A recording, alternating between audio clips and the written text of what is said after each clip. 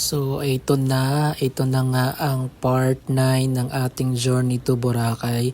So dumating na ako dito sa Hainan Palm Beach Resort. So ito yung hotel niya. So 'di ba ang ganda sa Hainan to. So dito lang to banda sa may station 2. Ayan yung tulugan niya, yung kama niya. Kita ang bathtub. 'Di ba? Ang ganda. Ayan yung bathtub. Ayan. So, dito tayo sa mga lagayan ng mga damit. Ayan, may hanger na yan. May payong na rin yan. May vault na rin. Ayan, may plastic pag gusto mong pa-laundry. Ayan. May malaking salamin para sa mga OOTD mo. Ayan. So, ayan yun siya. Diba? Ang lawak, no? Tapos ang ganda. Ayan. Parang gusto mong mag-stay dito ng matagal. Ayun. Tapos dito tayo sa labas. Diba? Ang ganda tingnan, diba? Ayan yung labas niya. Super nice. Tapos ayan.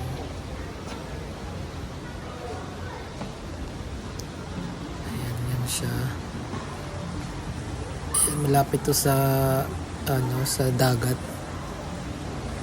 Malapit sa white sand. Ayan yung isang kuha ko pa. Tapos isa lang yan kasi may kabila pa yan. Dito ako sa may unahan banda. Ayan yung mga baso, mga pag nag-coffee ka. Ayan yung tinake out ko dun sa Sunnyside Cafe. Yan, kuha tayo ulit ng higaan. Yun. Video ng higaan. Tapos makikita mo sa higaan yung bathroom, pati yung bathtub. Ayan, kuha tayo ulit. May naliligo na dyan. Yan, di ba ang ganda tingnan?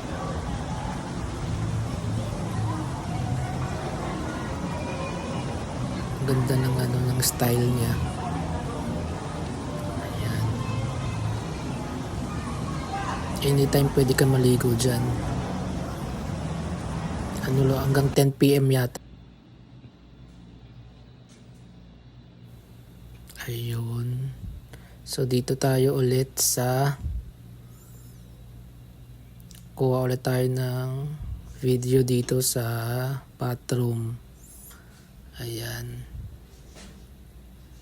Pangalawang take ko na yan.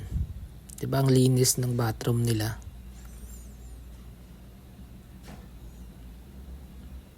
Ayan yung mga gamit ko nasa lagayan. Ayan yun ulit.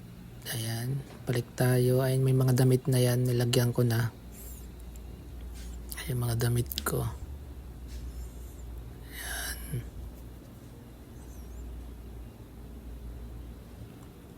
So, ayan. Ayan pag ayan. Yan yung tinake out ko, yan. Yan yung tinake out ko sa Sunnyside Cafe. Masarap, di ba? So, again, yung sa gabi, ayan yung view niya sa gabi. Ganda na ng mga lights din.